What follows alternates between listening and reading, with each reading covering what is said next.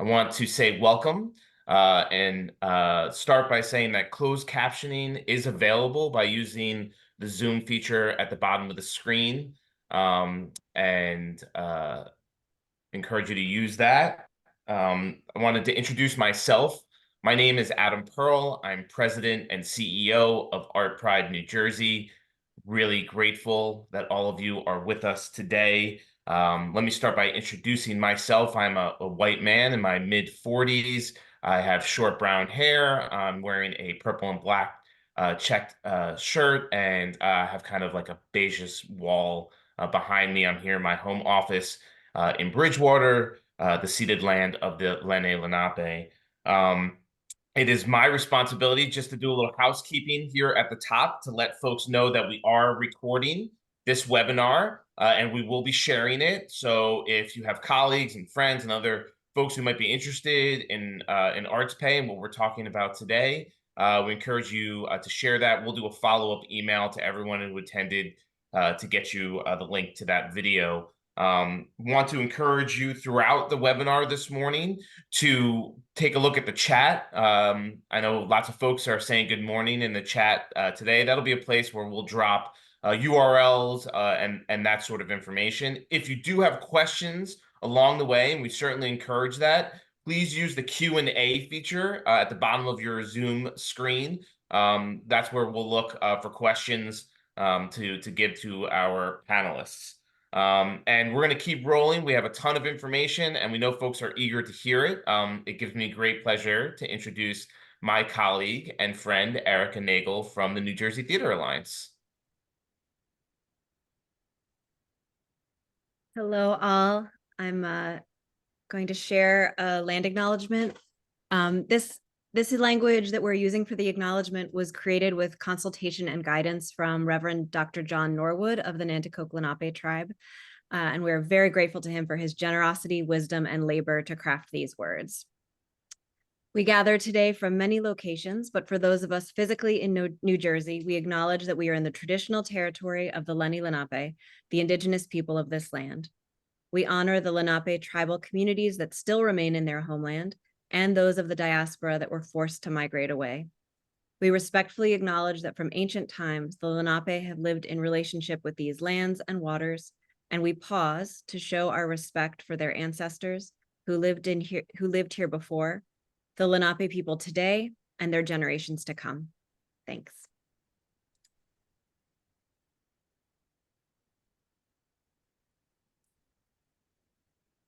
Thank you, Erica. And now, again, my great pleasure to introduce my good friend and colleague, John McEwen from the New Jersey Theater Alliance, as we jump right into the heart of the webinar. Good morning. Thank you, Adam. I'm John McEwen. I'm the Executive Director of the New Jersey Theater Alliance, and my preferred pronouns are he, his, him. My brief visual description is that I'm a white cis male with brown and gray hair parted on the side, clean shaven, glasses with clear eye frames and blue frames on the side. Today I am wearing a blue and white checkered button-down shirt and navy blazer. I have a blurred background, and I'm coming to you from my home office in Asbury Park, New Jersey, land of the Lenni Lenape. It's so wonderful to have so many of our colleagues with us this morning, and I just wanted to take a moment to give you an idea of the process of this project and how it all started. So I know many of you participate in the New Jersey State Council on the Arts Communities of Practice, and the arts service organizations do as well. And through our conversations, we all expressed that there was a need to gain greater insight into the salaries of arts workers representing all artistic disciplines in our state in order to prioritize and adopt pay equity policies.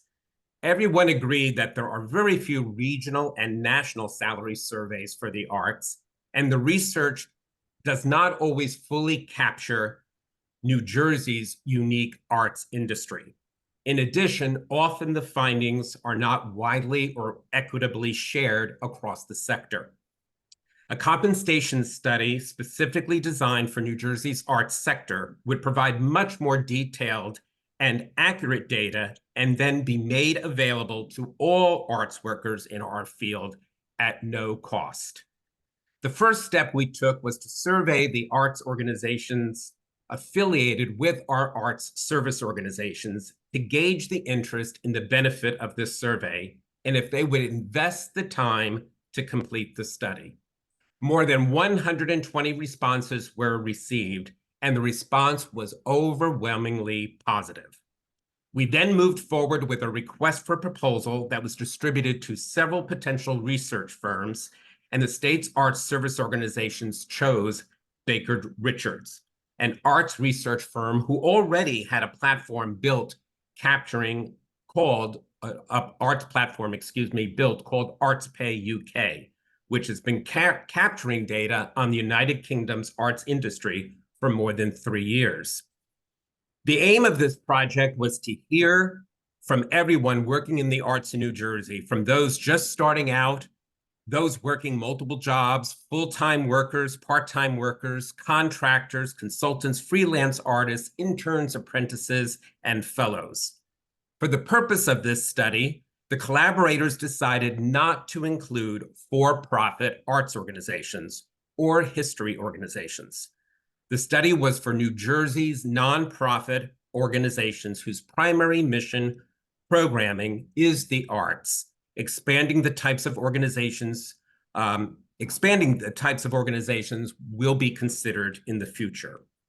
The study composed of 2 phases, an organizational survey as well as an individual worker survey. So I'm very happy to, well, first of all, before I introduce our colleague David Reese over at Baker Richards, I just want to thank the commitment and support of all of my arts service organization colleagues at Arts Ed New Jersey, Art Pride, Dance New Jersey, the New Jersey Association of Museums, and the South Jersey Cultural Alliance. I also want to thank the support and the encouragement of funders who made this study possible. The Grunin Foundation, the Newark Museum of Art, and our friends at the New Jersey State Council on the Arts, who specifically supported the interactive dashboard, which David from Baker Richards will be sharing with you. So it gives me great pleasure to introduce David Reese, the Deputy CEO of Baker Richards, who's going to take us through the key findings of our study. Good morning, David. Good morning. Thank you, John. Hello, everyone. I am David Reese, the Deputy CEO of Baker Richards, and I led on the research of this project. I am a white man in my late 30s with short blonde hair, glasses with a dark frame, a stubbly blonde beard, and I come to you from my home office in Cambridge in the UK, where behind me you can see the white covered doors. So I wanted to just give a very brief overview of Baker Richards. We are a leading international provider of consulting and software for the arts, equipping theatres, concert halls, and visitor attractions with pricing, segmentation, research, strategy, and data dashboards. And since 2003, we've now worked with over 750 clients around the world.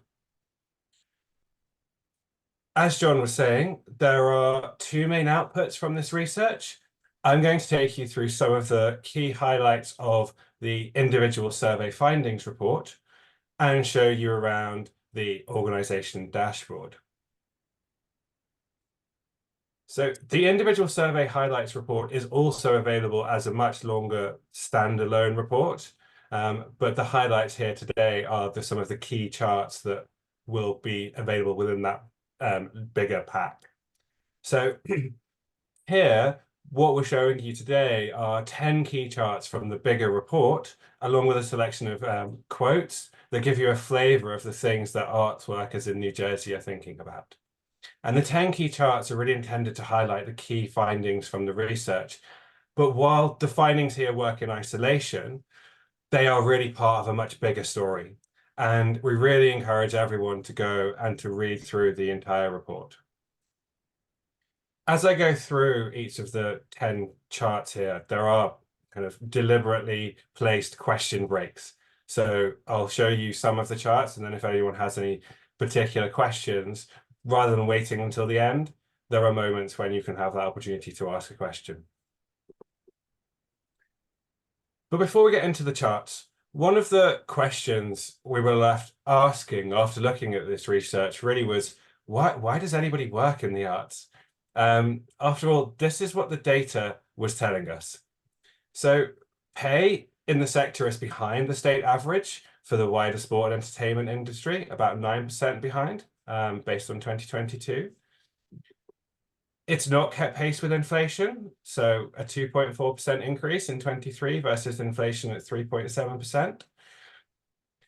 People are working multiple jobs and still dependent on income from others. So about 32% of our full-time annual salary workers have multiple jobs versus the US average of about 4.8%. Many are working more hours than they get paid for. So 64% work more than the official hours. 22% work 10 or more hours more than what they're paid. Unpaid internships have been common. 42% of our sample has taken part in an unpaid internship at some part in their career. And most people think they are paid less than they would expect. So 69% think their salary is less than what they would expect. Well, the answer, it seems, is love. And it's an answer that cannot be found in the numbers, but really in the comments that people have left throughout the survey. And they reveal that passion, love, and enthusiasm for the arts as some of the key reasons why people work in the sector. But obviously, that is not without frustration at the levels of pay and the sacrifices that one has to make to pursue that passion. And this is summed up nicely from this mid-level worker with this quote here. I love the arts community I work in, and I love my co-workers, but I just wish I was paid more for the many hats I wear and all of the extra hours I put in to make our arts organization the best it can be. So the question we've kind of come to ask now is, how long can that sector rely on the passion of its workforce without appropriate financial compensation to meet the demands of the job and the cost of living in the state? And this is a question that's really encapsulated from the senior level worker. I think upper management and boards are beginning to see the value in hiring experienced staff and paying them appropriate salaries. However, their budgets simply do not afford them the opportunity. More funders need to offer capacity grants. So with that, let's take a deeper dive into our data. The charts that you'll see here represent a snapshot in time, a picture of the arts industry as seen through the thoughts of 810 individual arts workers. Well, it might not have perfect representation of the sector, given it was freely distributed through mailing lists and social media channels of the project partners. The spread of respondents still covers all art forms, from theatre to arts education, from dance to literature, as well as a range of work areas from administration to programming, from marketing to backstage and technical. We heard from full-time employees, part-time employees, freelancers, contract workers, and those who are self-employed. It is worth noting that we didn't hear from those who might have previously worked in the arts and left the sector since the pandemic. It also covers a wide range of employment terms, including permanent and open-ended, 1099 independent contractors, and fixed term. Many of the charts that you'll see today in this report are broken down by those who are full-time employees with an annual salary, given they make up about half of our sample, while other combinations make up much smaller samples and are not shown separately, but further information might be available on some of those in the full report. And then finally, before we get to the charts, when reporting on salaries, we've used the median to show average income, since this is the middle value and therefore not skewed by the extremes at either end. And this is quite common practice when reporting on salaries and allows compensation with other data sets. So let's turn to the charts then. We'll start with annual salary by operational budget and level. So if I bring in this first number here. So the first number that you're seeing at here in this box is the median annual salary of full-time employees in the sample at $64,000. And in many of these cases, we'll start breaking this down further to look at the differences across different ways of cutting that data set. So in the first instance, the boxes here, we've broken them down by the operating budget of the organization. So you can see how the median salary here varies now from $55,000 for those with an operational budget of less than 1 million, through to $65,463 for those with an operating budget of 1 million to 5 million. And then for those with an operating budget over $5 million, it increases to $84,500. So broadly, it's increasing in line with the operational budget of the organization. However, we've also cut it even further by overlaying the level of the respondents and their average median salary. So here we're showing a breakdown for each of the organization's operational budgets by the level from entry through to executive. And you can see how that varies. And also there are a lot of numbers that I'm showing you today. So again, really encourage you to take a copy of the report afterwards and really comb through it. One of the things that's worth highlighting is that the most significant pay gap is that of executive level pay. So for those who are on executive level at an organization with a budget of less than $1 million, the median salary here is $60,000.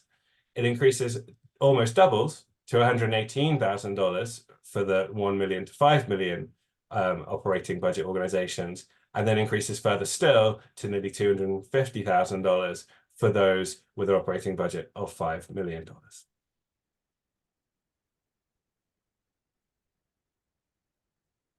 If we now turn to our next chart, here we'll break down the annual salary by gender. So again, starting with our average across everybody at $64,000, and actually we can see that compared to last year, that's a slight increase, moving up from $62,500.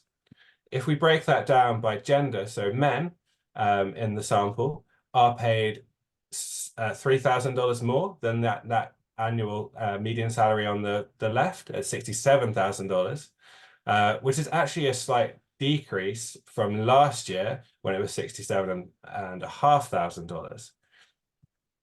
But compared to women, they are paid on average the same as the average of $64,000. And just note that there are more women in the sample than there are men. Hence, they are on average closer to that overall average. But this does represent a small increase from last year at $62,400.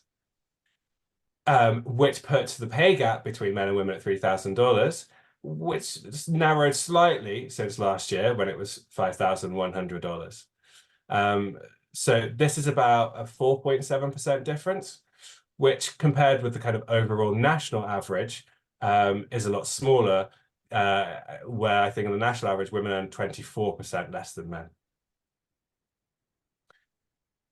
Our next way of cutting the annual salary is by race. So again, starting over on the left with our annual salary of $64,000, we'll cut it into a number of different ways by race and actually by gender. So breaking it down, the first kind of box that breaks it down here is by white race. And you can see the average annual goes up slightly to $65,000, $1,000 higher than the overall average.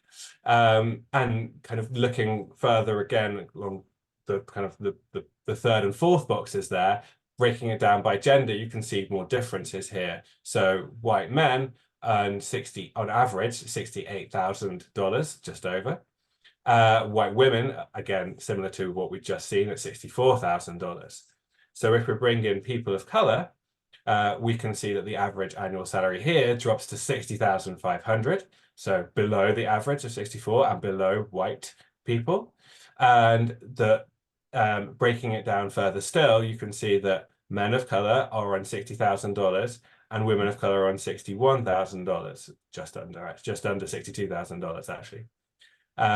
So again, there are discrepancies here in the pay across different types of people. But again, they are closer together than some of the national averages are elsewhere. So looking at the stats nationally, Black people earn 24% less than white people. Hispanic Latino people earn 27% less. Native American, American Indian people earn 23% less. And actually Asian Pacific Islanders earn 12% more, all then compared to white men.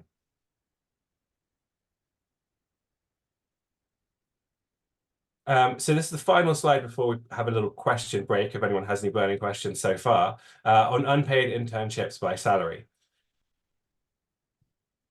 So this is broken down in 3 different ways. So it's broken down, to 3 different buckets. It's broken down by those earning less than $50,000, those earning between $50,000 and $99,000, and those earning more than $100,000. So of those people earning the kind of below $50,000, 38% of them have at some point taken part in an unpaid internship. Actually increases to 45% when you get to those earning between $50,000 and $100,000. And then it goes up even higher when it gets to more than $100,000, with 60% of people earning that much having taken part in an unpaid internship at some point in their career. And I will pause there in case there are any questions. Adam, I don't know if you've spotted anything from your side, or I'll just... Not yet. I think everyone's just still taking it in, David. That's no problem. I'll just carry on, and then we'll see if there are any questions as we get further into this. Great. So let's carry on. Our next one is about health and life insurance access.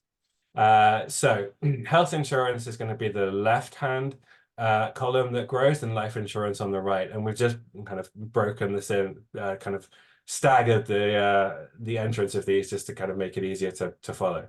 So the first kind of column that you can see there, the height of this one, is to do with the proportion of people that access it through their employer.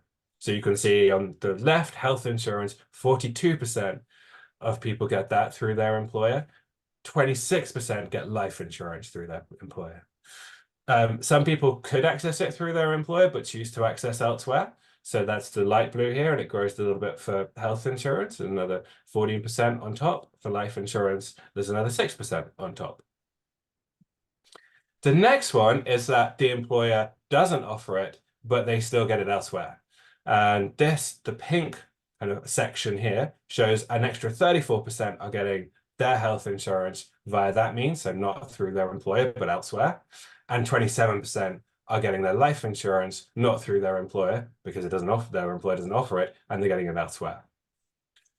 So at that point, you can see roughly how many people within the arts are getting their health insurance in some form or other. It's roughly about 90%.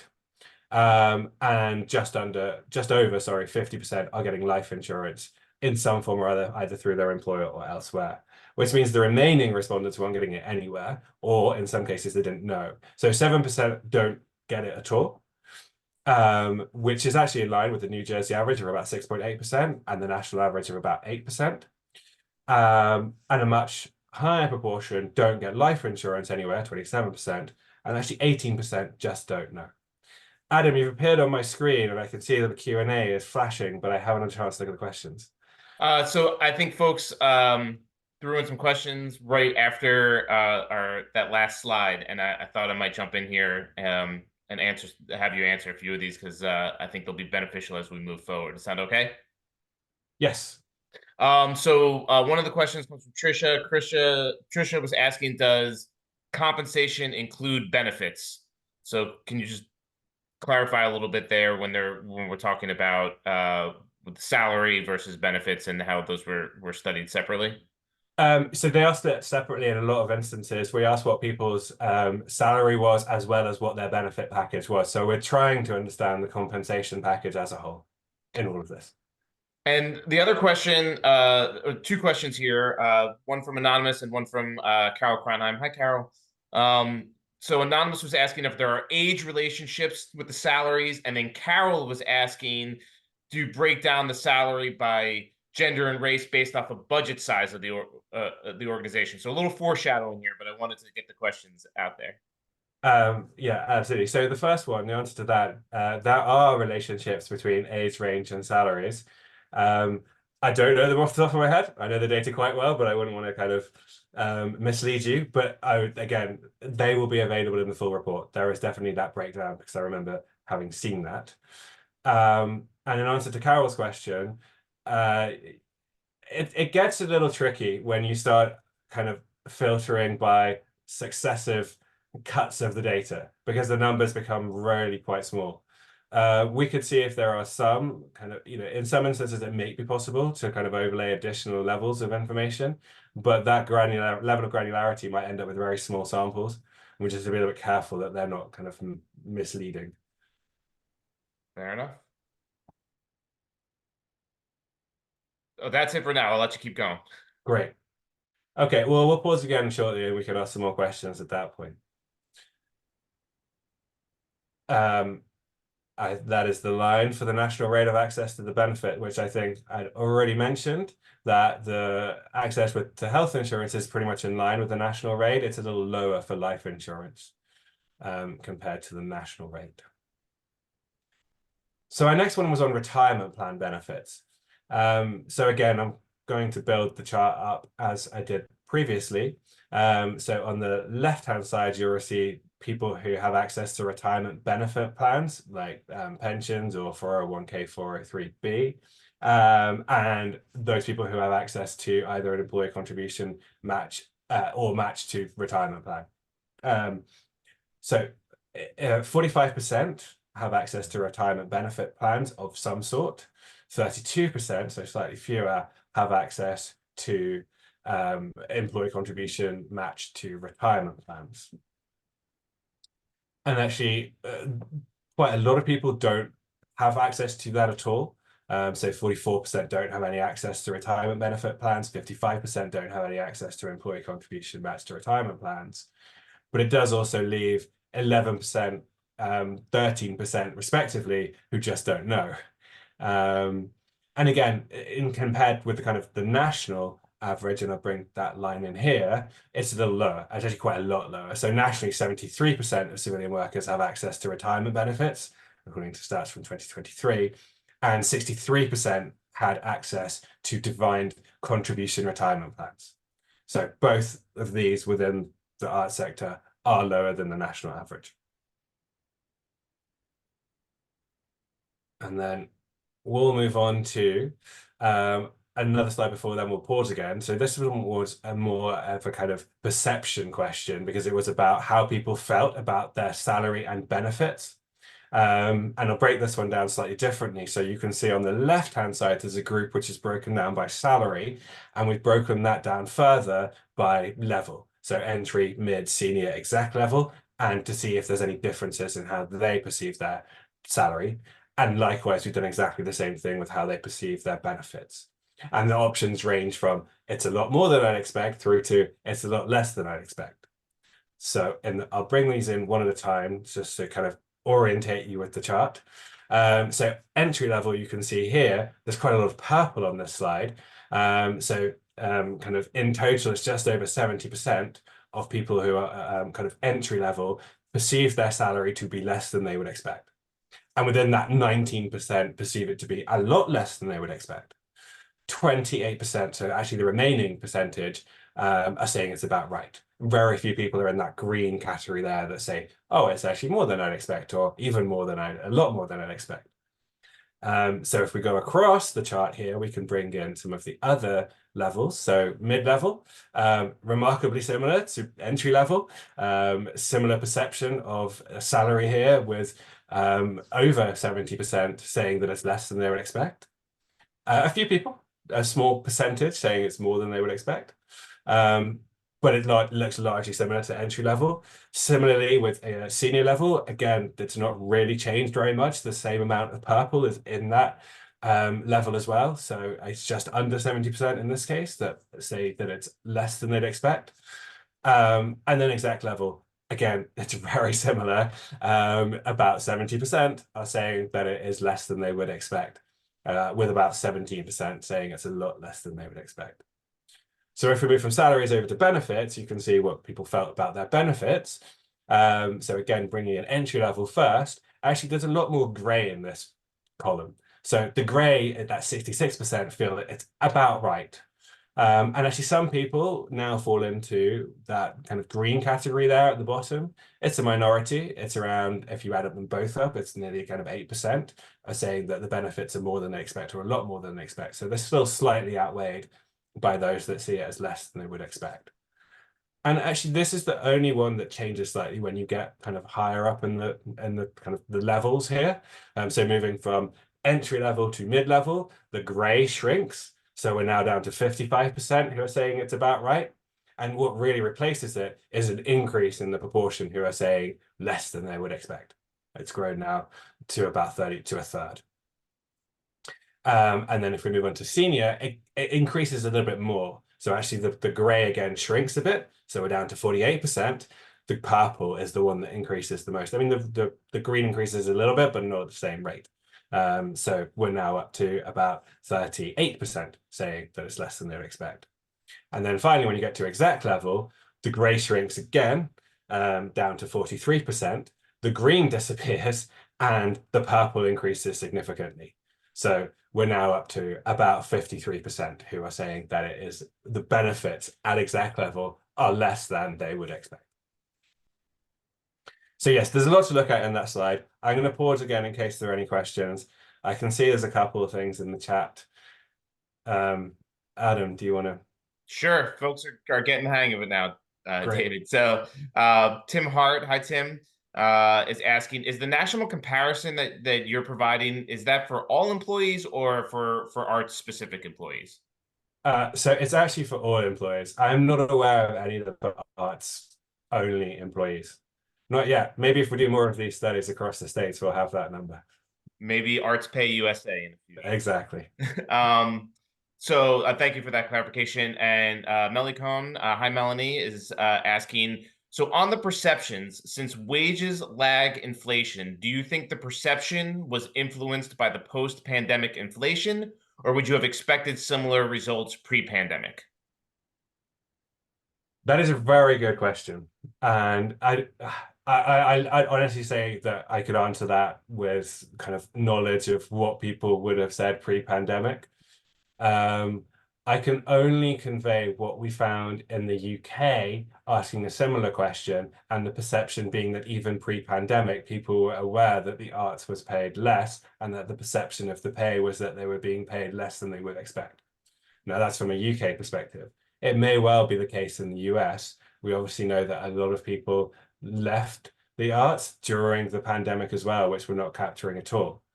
So I'd love to dig into that further, but I don't have a conclusive answer for you today. I'm sorry. That's it for the questions for now. I'll get out of your way. All right. Okay. The final chunk before we move on to the dashboard. So we'll talk about the working hours now. So again, slightly complicated chart, broken down in a slightly different way. So the first grouping is by the level, so from entry, mid, etc.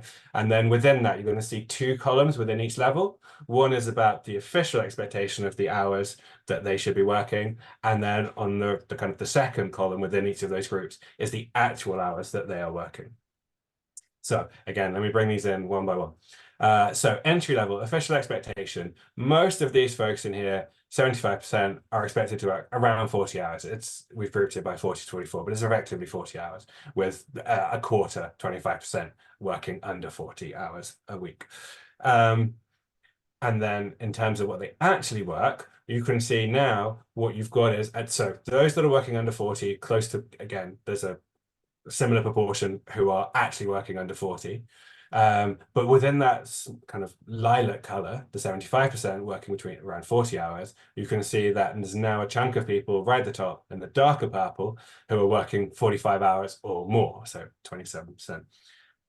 If we go across, we can look at how that compares with the mid-level. So mid-level official expectation is very similar to entry level. So from the people who responded, it's slightly, 67% are in the 40 brackets and 31 in the under 40. But you can then see the number of people working 45 or more within senior level has gone up significantly. So it's gone up from 27% to 45%. and those that are actually working under 40 has shrunk. So whilst only 31% may be expected to work under 40, only 14% are actually working under 40. And going through into the senior, you can see those senior level expectation is still the same, around 2/3 on 40, just under 1/3 on under 40 hours. But now look how big that kind of dark purple is, 66. So 2/3 of people at senior level are working 45 hours or more, which is clearly above what they're expected to work. And then exec level, so the official expectation, it's very similar across the range. You can see that that doesn't change very much, but the actual hours that exec level is working, it's now gone up to 80% working 45 hours or more, which is almost as many people as expected to work 40.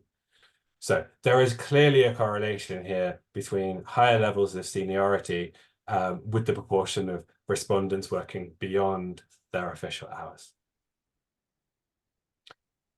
And then in terms of whether or not people rely on additional income outside of their salary, we've broken this question down into the salary buckets. So again, on the left, you'll see those that are earning less than $50,000. In the middle, it's the $50,000 to just under $100,000. And then on the right, it's those earning more than $100,000.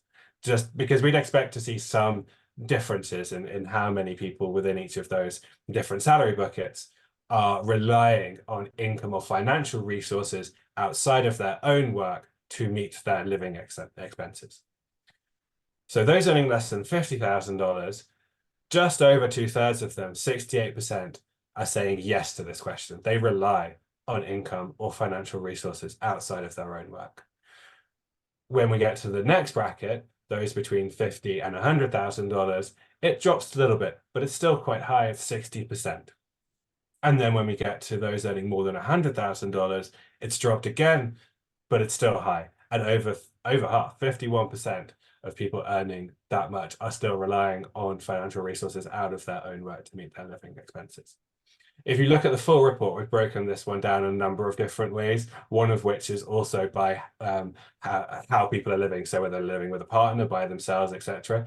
And it's not always the ones that are living with a partner who are relying on their partner's income, it's people who are living by themselves as well. So again, just please look at the full report for kind of further breakdowns of these stats. And then this final one, before we get to another break for a question, or any questions.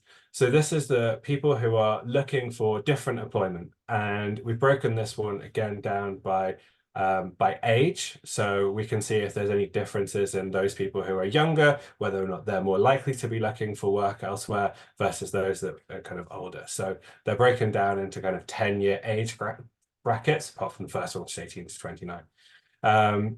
And again, I'll bring these in one at a time and just talk you through the kind of the columns, what you're seeing. So the dark purple at the bottom is, yes, I am currently looking for different employment. The pink, the next one on there, is no, not right now, but I may look in the next 12 months. So you can see that within that, 20% of 18 to 29-year-olds are actively looking. A further 30% are considering looking. So in total, about half of that age group.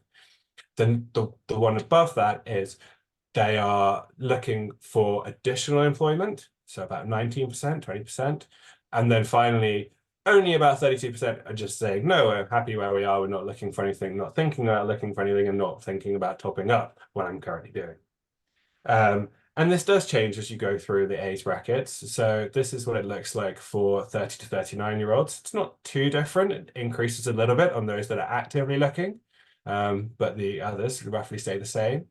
It starts to drop when you get above that. So when you get to 40 plus, it falls a little bit, and those people who are saying they're not looking drops to 42. It drops a little bit further when you get to those that are 50 to 59, to over half, and then further still as you get older. So there is some, again, correlation between age and stability, or the not wanting to look for another job. So again, I'm going to pause here before we then head over onto the organizational dashboard. So, David, actually, the question came from someone who asked the question earlier, and I don't think maybe I was being clear. So, this person's anonymous. They asked the salaries that we showed. Did those figures, those amounts include benefits as well, or were those amounts strictly salary in that first section of slides? I think that's what they were asking.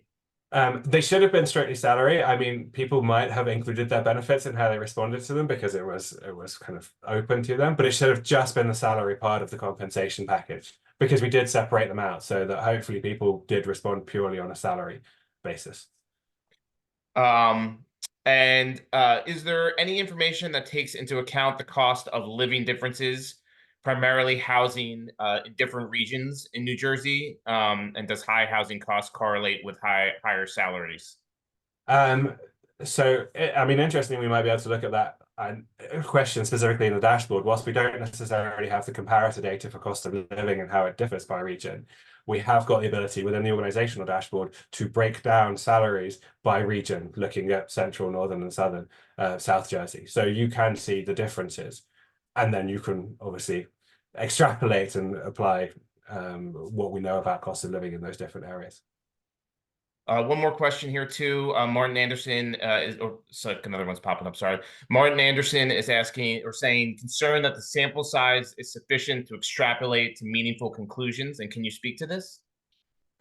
So yeah, two things on this. The overall sample size is really robust, and because it's got quite a wide spread, I think that we can draw meaningful conclusions, and it does have a wide representation across the kind of the arts workers within New Jersey. Now we know that there are certain kind of groups within the sample who aren't as well represented. So those people who aren't on full-time employee kind of annual salaries are always smaller in this particular survey. However, what we have been able to do, because the organizational dashboard asked organizations to fill in the salaries of their workers, we have a sample there of nearly 8,000 personnel working within the arts. And if you look and you can compare the questions and the responses which are directly kind of comparable between the individual and the organizational, you find that the same trends and the same conclusions you would get to. So I think that we're confident that what we are showing here has got meaningful kind of conclusions to draw from. All right, one more question here before we move on. Someone's asking, is it at all possible to speculate about potential lifetime earned income in this sector by reviewing median income between age brackets? I suspect the answer to that question is yes, you probably could do that.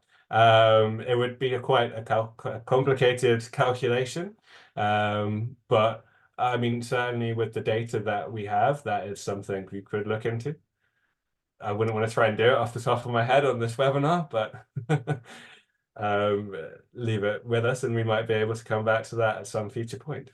Sure, certainly the data and this being the first step in larger pay equity initiatives certainly provides opportunity to do unique things with this information and future information collected.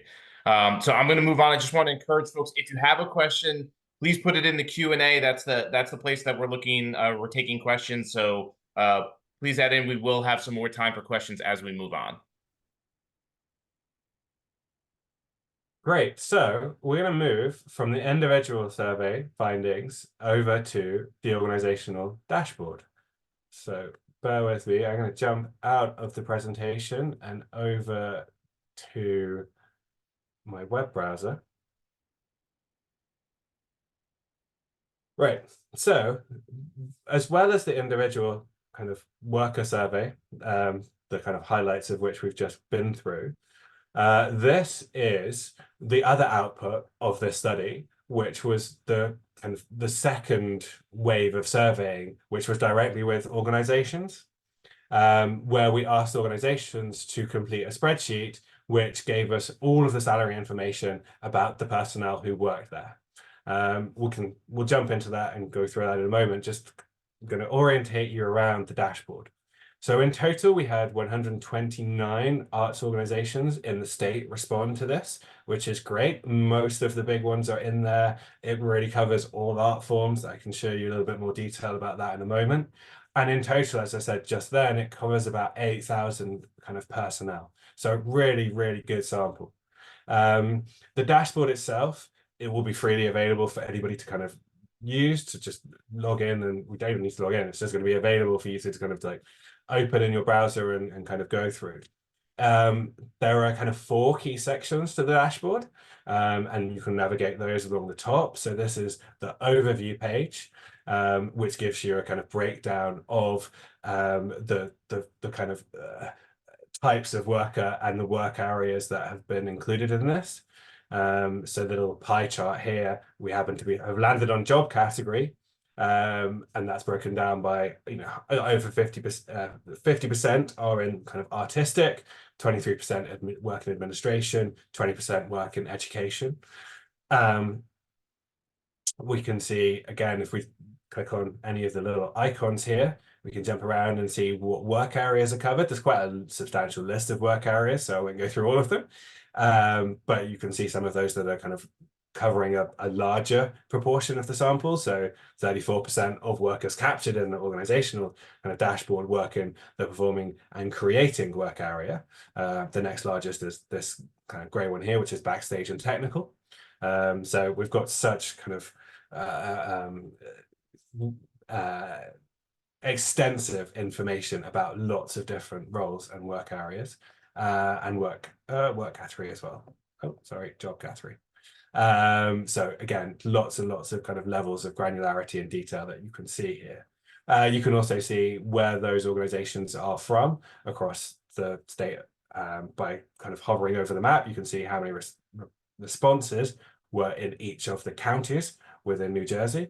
And if you click on any of them, because of the way in which the dashboard is really quite interactive and intuitive, if you click on something, it normally then filters what you're looking at by that particular filter that you've just clicked on. So now I happen to have clicked on the county of Mercer. I can see that there are 16 organizations, 14 are covered here, 1,000 personnel. You can see how that breakdown compares with everybody else. So there's a lot of information, there's a lot that you can do here, and I'm just in the overview. There's also, in case you have any questions, a little FAQ, so you can use that to kind of navigate your way around. And then there's more information about the study in case you need a reminder of when it happened, who was involved, etc.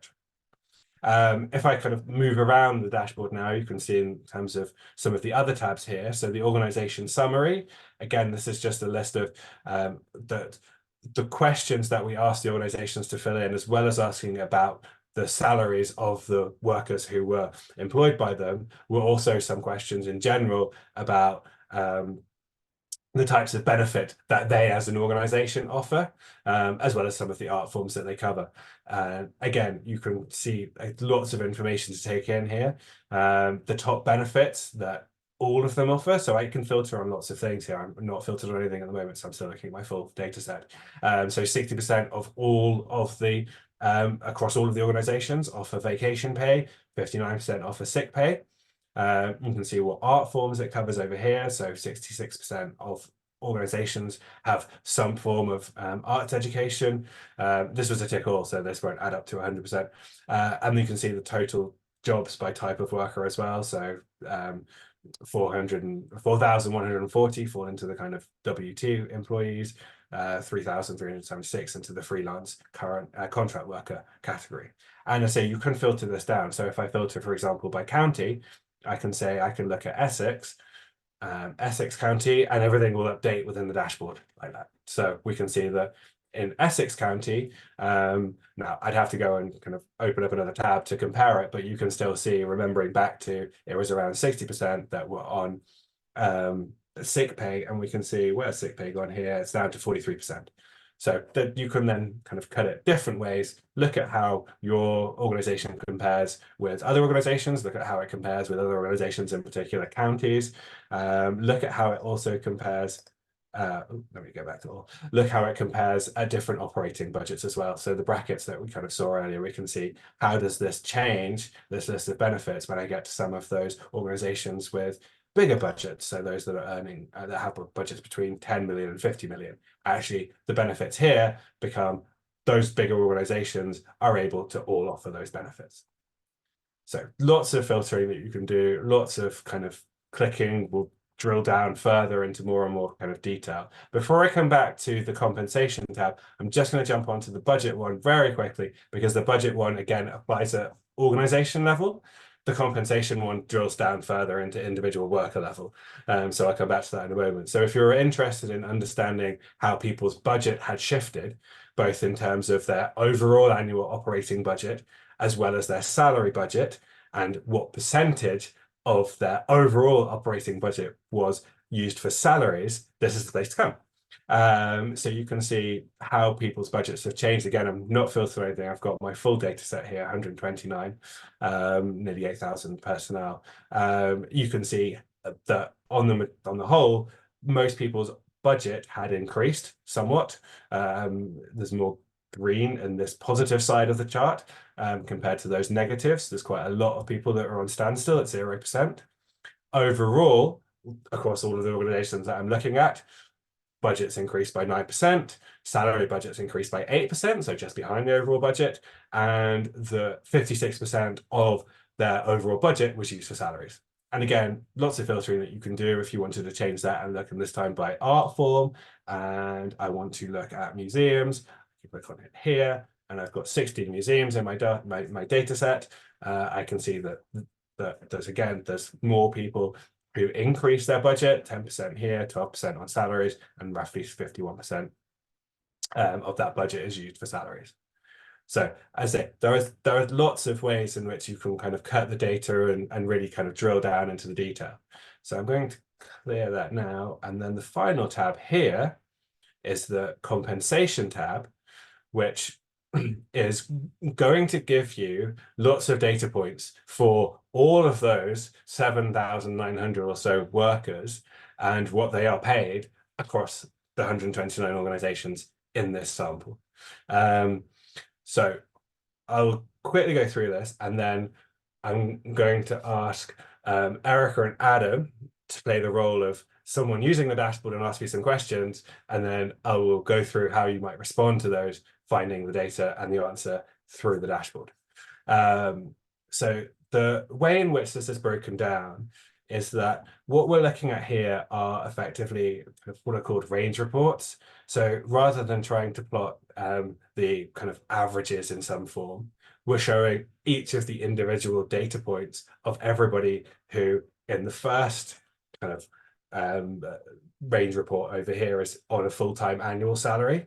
So we can see here there are 1,355 respondents who are paid full-time annual salaries. We can see that the median overall is just under $57,000, and then you can see the spread. So the range report is very helpful in being able to see the spread, because you can see that there are some extremes within here, both ends. The kind of the bit in the middle, that box in the middle, is effectively the middle 50%. So if you think about how you might break this down, anyone from the top of that box through to the top kind of paid salary is in the top quartile. So the top 25% of earners are in this particular area here. The middle 50% are in this box here, and then the bottom 25%, the bottom quartile, are between the bottom of the box and the bottom of the chart.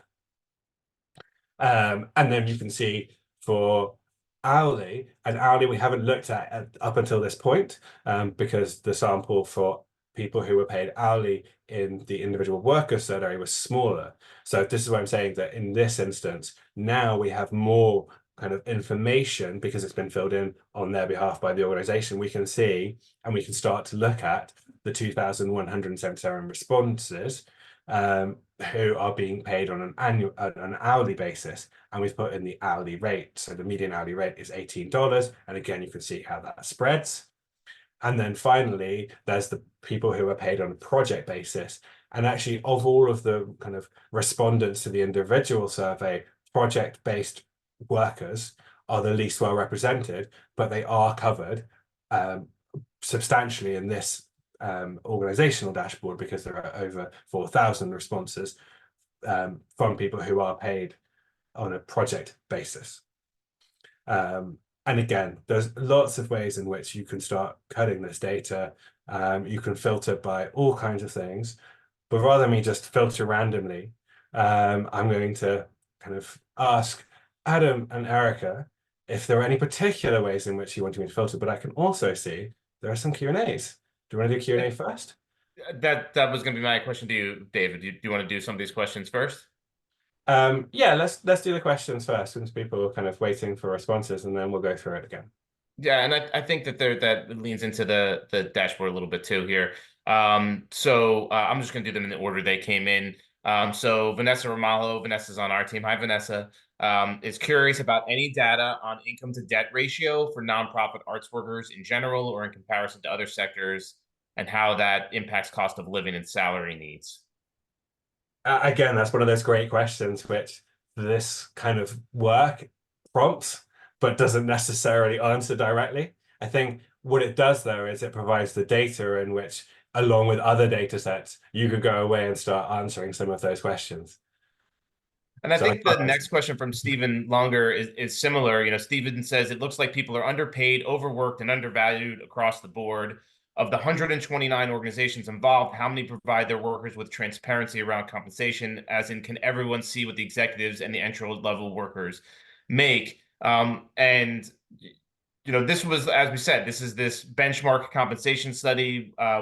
This was not a comprehensive study of the HR practices of, you know, all 129 organizations, but something we could certainly, you know, inquire about in future iterations. I didn't know if you had anything to add to that question. No, I think in part it is to spark that conversation, to get people to ask how much transparency there is, because you can't use the dashboard to filter in on an identifiable organization and go, hey, my organization is this, and this is what the execs get paid, and this is what, but that's not what it's for. But you can at least filter on, okay, so organizations of this size have pay which ranges from X at the top to Y at the bottom. And obviously that then you can use to start a conversation. So an anonymous attendee is asking, could the organization select multiple art forms? You know, asking about, so for example, the arts ed number is really large, something we saw along the way. And is that because that's a theater that has an arts education program? So you could talk about that. That is absolutely the case. Yeah. So we recognize that trying to kind of pinpoint the exact primary art form is obviously a challenge. So we allow people to say all of those art forms that apply. Last question here for now, and then we can jump into some of those examples. Patrick Jeffries is just clarifying here, the total personnel number, the 8,000, is that individual respondents or the workforce numbers represented by the 142 organizations? It is the latter. So it is, that is the 8,000 is filled in on behalf of the individuals by the organization, probably from someone from HR who has access to everybody's salary. Let's bring back Erica. Erica, do you want to share what you just wrote in the chat about Vanessa's question? Because I think it's helpful. Yeah, sure. Vanessa's question about debt ratio. I believe in the individual survey, we did ask people to self-report how much student debt they carry. And so that information is in the full version of this report. What David was sharing was that sort of 10 key slides. The full report that has like over 100 slides will also be available, and that debt information is in there. Awesome. Thank you. Dave, you ready for a potential example here? Let's go. Let's see how I can use this dashboard to answer your questions. All right, I'll start. Let's say I run a mid-sized arts organization in central New Jersey with a budget of about $1 million, $1.5 million, and I want to add a marketing manager position. How do I go about seeing what the salary range might be for that position, so I can post the salary in my my job posting? Okay, great. I might have to just remind me, you might have to remind me as I go through this. So we're looking at $1 million to $1.5 million budget. So I'm going to put in roughly those organizations that are between 500,000 and 5 million. I know that's on the high side of the ladder, but I think useful again. We can always cut it in a moment. So where are you based? Region. Let's go to region, Central Jersey. Central Jersey. Okay, so yes, you can, if you wanted to, drill down even further to county, but we'll stick on central. And by the way, anytime you apply any of these, so you can see what I'm doing here. I'm just clicking on the boxes here, which I can filter by, clicking on checking which things that I want to include in my filter, and then you can see that they appear here. So we can always remove one of these if we want to just look at the slightly smaller budget. So in a moment. And remind me again of the. I think I said marketing manager. So I think that would be job title or title. It would. So, but also manager. But manager is part of. Sorry, marketing is part of the work area. So we can get marketing here. So this work area, again, there's a kind of spend time looking at this, because you can see when you go to the overview, all of the work areas listed kind of alphabetically, which helps navigate a bit, because when you're on the actual dashboard trying to navigate, you can type in the search and that will bring up. So if I knew that I was looking for marketing, then I can bring that up here. But if you wanted to know a full list, I would suggest going back to the overview page, which will have a full list. Okay, great. And then I need to apply that one. So I can see that marketing has applied, and then it's a manager level. So if I search for manager, I'm going to end up with very few people here, but still, I think we can find the answer that you're looking for. So actually we've got 7, and on an annual full-time salary, their median is around $61,000, but you can see the range here ranges from, at the high point, 75,000 to a low point of $54,000. So that gives you a range. And if you say, actually, maybe I'm not so interested in those that are over $1 million, if I drop that, let's see what we're left with. A couple, but you get the idea. You can now see the range is reduced somewhat at that level. All right, let me clear my selection. Did that answer your question, Adam? I think so. For one thing. Good. Okay, I'm going to clear selection, which is always this little nice lime green colored button here. And then if you give it a moment, everything loads up again. We can see, check, there's 129. Everything is unfiltered. Erica. Okay. So here's a scenario. I've been offered a front of house manager job at an arts organization in South Jersey. I want to accept, but also want to advocate for myself. How can I find out what similar salary ranges are so I can ask for the compensation I want while being realistic about organizational resources? Great. So I'm going to go front of house manager. So work area gets me my front of house. Job type gets me my manager setting. South, did you say? South? Gets me my region. And was there any more information? Or I think we got everything. Yep. Great. So there are 6 left in here. So you're looking at a salary of a median at 43,000. But actually some front of house managers in the South get paid $60,000. Or at the other end, some get paid $29,000. So there's a bit of a range there. Mm-hmm. This might be a great, if somebody was in this scenario, they might say, oh, well, let me actually also think about the budget size of the organization that's offered me this job, filter by that, so that you're not asking a, $250,000 organization to match what somebody's getting paid at a $5 million organization. Yeah. So we've now changed this slightly, but again, there's still quite a gap. And I think, again, this speaks to the kind of questions that you want to ask after using this. It's like, why is there such a big gap in something which is a front of house manager in South Jersey for an organization that is between, with a budget between $500,000 and $1 million? Great. Okay. Should we go for one more question? Let's do one more. Let's do one more. This one is a blast from my past. I am the education director at a central New Jersey theater company. We haven't changed our teaching artist rates in several years. I want to find out what other similar sized arts organizations throughout the state pay their teaching artists to make sure we stay competitive. How do I find out? Okay, so I think teaching artist, because there are quite a lot of teaching artists within the data, it has its own job type. So that one I can find easily in job type. So I've got all of the teaching artists now. I can see actually we've now moved away. Not many teaching artists. There are 4 of them who are paid full-time annual salaries. Most of them are either hourly rates or project-based. And you're going to have to remind me again at the start of your question. So, Theater in so Central art Jersey. form. Let's go for theatre. I'm going to scroll across and pick it out there. Theatre. There we go. And sorry, where? Central. Central Jersey. Okay, and Central Jersey. So as you can see, there are quite a lot of teaching artists that have been captured in this this dashboard. because we've got 159 on an hourly rate of $52 median, 118 that have some form of project-based pay. Well, that's going to vary depending on the nature of the project, but that at the moment is coming up with the median of $1.2 thousand.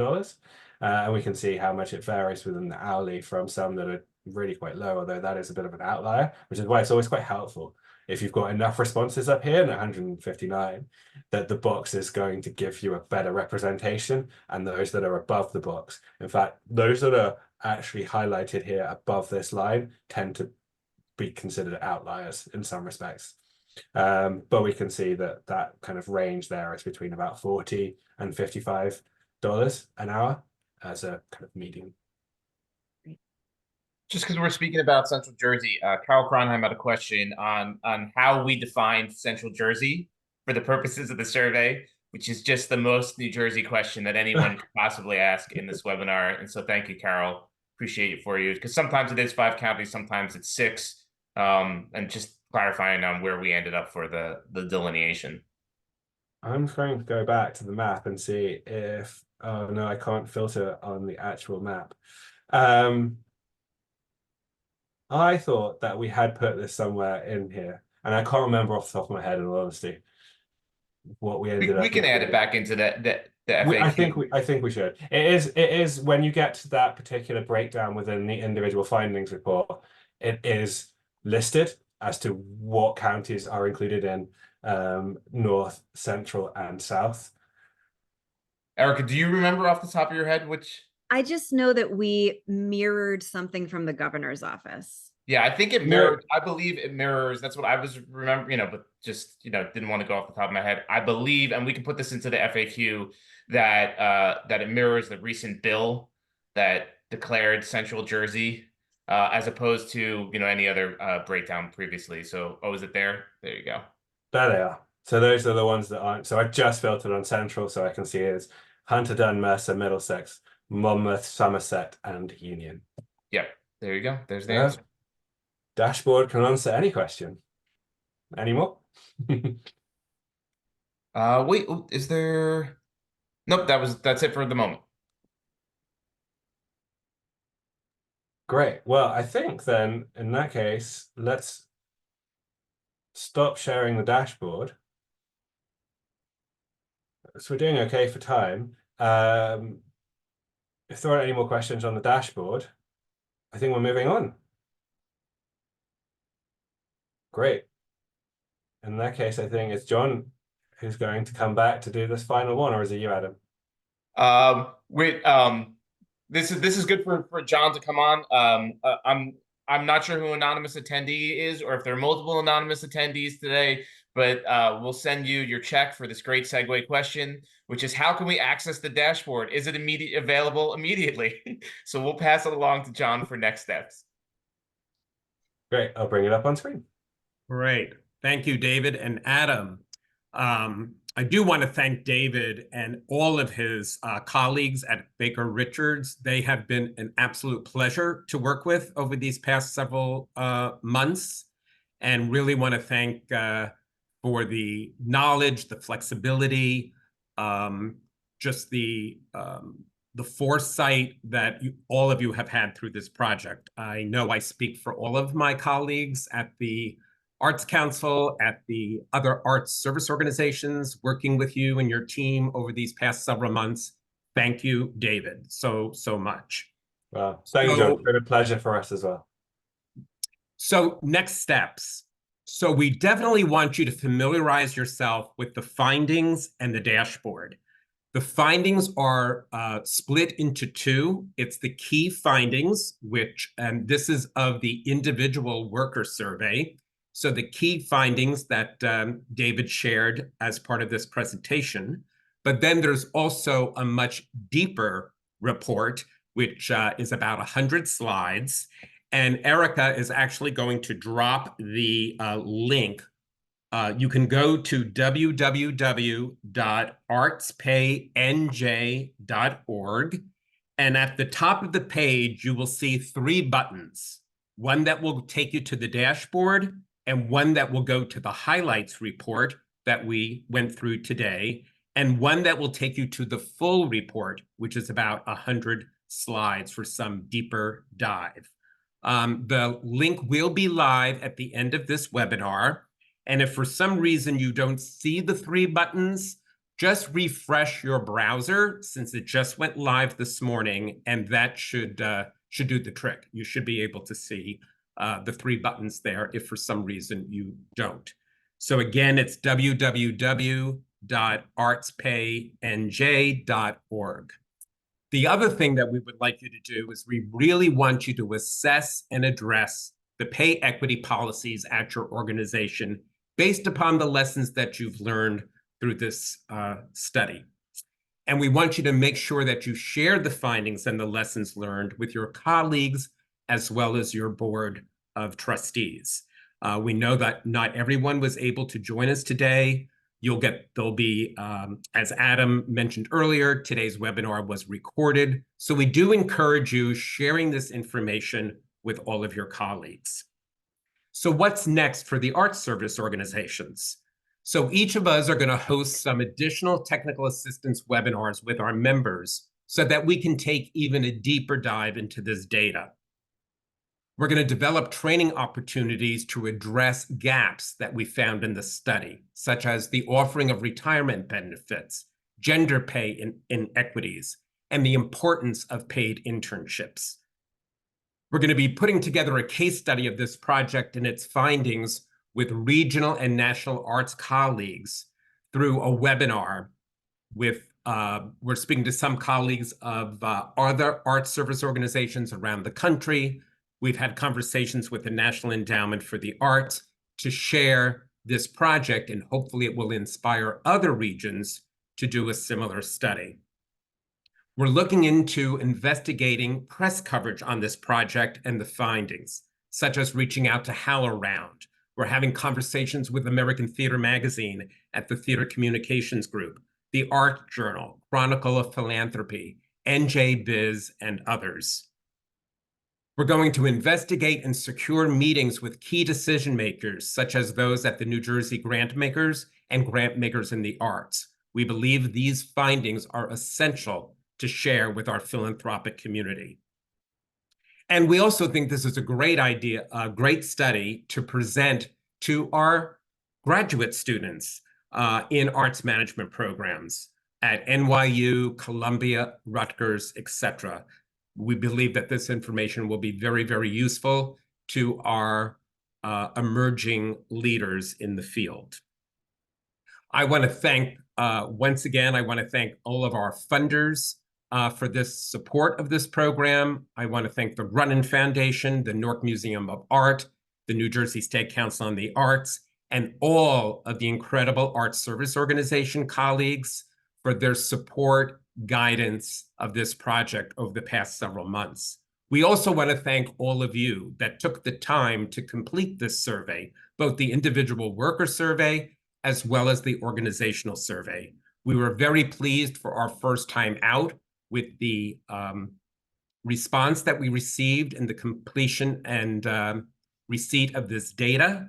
We are going to consistently look at this data and think about what is next in terms of future studies, and we will, of course, keep you all tuned for that. And of course, any questions that anybody has, you can certainly drop us an email, speak to any one of us at the service organizations, because we would love to hear your thoughts as you go through the data. And also, it's going to help us as we think about next steps for future studies.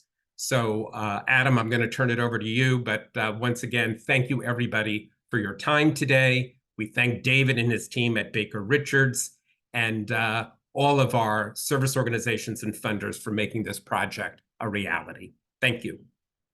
There are two quick questions here. I want to thank everybody that was able to stick around. We had nearly 90% of our folks stick around. I want to take a moment to thank John McEwen and Erica Nagel from the Theater Alliance. This was absolutely a group effort with art service organizations across the state, but it was John and Erica truly that were leading this effort along the way, who were there guiding the entire process and have put in, I would say, more effort than most with the project. So I want to say very much a thank you to John and Erica for their leadership and for their wisdom throughout. Thank you to both of you. Thank you, Adam. Two quick questions here. Wendy Liskow was asking, is there a help desk, a way to send questions which could be added to the FAQ? I believe there is. If there's not, there's certainly something that we could drop in there about how to get in touch with any of us that are leading the project, or to ask questions if they need help along the way. And then an anonymous attendee was asking, will there be any group efforts to raise more funds to raise the salaries? I think that's part of the next step. One of the things that the art service organizations made clear along the way was that this wasn't a one-time survey. This is part of a larger pay equity initiative for the community. So certainly something to consider. And again, thank you for sticking with us. I know this is a lot longer than typical webinars, so we appreciate you being here. Take care, have a great weekend, and be on the lookout for that follow-up email.